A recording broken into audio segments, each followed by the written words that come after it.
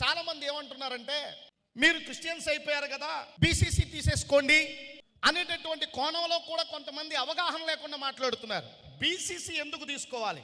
BCC అనే దాన్ని రాజ్యాంగం సూచించిందా? బీసీసీ అంటే అదేమన్నా కులమా? ఈ దేశంలో బీసీలుగా ఉన్నటువంటి వారు మతం మారితే వాళ్ళు కులం పోవట్లేదు, ఓసీలుగా ఉన్న వాళ్ళు మతం మారితే వాళ్ళు కులం పోవట్లేదు, ఎస్టీలుగా ఉన్న వాళ్ళు మతం మారితే వాళ్ళు కులం పోవట్లేదు. కేవలం ఎస్సీలు మాత్రమే మతం మారితే కులం ఎందుకు పోతుంది? ఈ అంశం మీద ప్రభుత్వం ఖచ్చితంగా సమాధానం చెప్పాలి.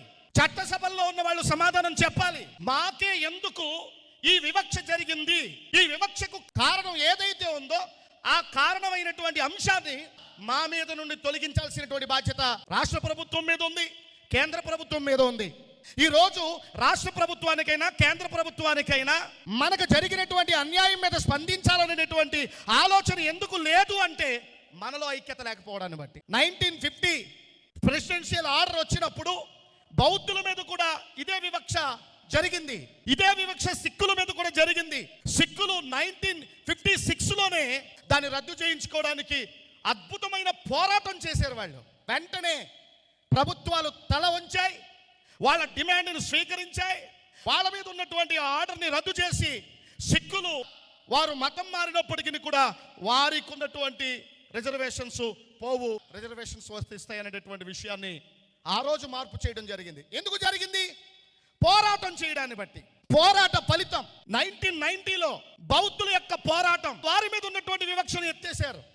అంటే ఇక్కడ చేతకాని వాళ్ళగా, ఏ ప్రయోజనాన్ని పొందలేని వాళ్ళగా ఒక అన్యాయమైనటువంటి ప్రెసిడెన్షియల్ ఆర్డర్ ని వివక్షకు గురి చేసినటువంటి ఒక జాతి మీద ఈ రాష్ట్ర ప్రభుత్వాలు బలవంతంగా రుద్ది ఆ అంశం ఆధారంగా ఈ రోజు దళిత వర్గాల్ని ఇబ్బందులకు గురి చేస్తూ ఉంటే వాళ్ళ మీద దాడులకి ఇదే ఆర్డర్ని బేస్ చేసుకుని ఈరోజు క్రిస్టియానిటీ మీద ఎందుకు దాడి జరుగుతుంది? ఈ ఆర్డర్ని బేస్ చేసుకుని కదా. దళిత వర్గాల్ని భయభ్రాంతులకు ఎందుకు గురి చేస్తున్నారు? ఈ ఆర్డర్ని బేస్ చేసుకుని కదా. మన ఏపీలో దరిదాపు 29 మంది దళిత వర్గాలకు చెందినటువంటి ఎమ్మెల్యేలు ఉన్నారు. దళిత కమ్యూనిటీ మీద ఇంత పెద్ద ఎత్తున దాడి జరుగుతూ ఉంటే ఒక్క ఎమ్మెల్యే మాట్లాడుతున్నారా?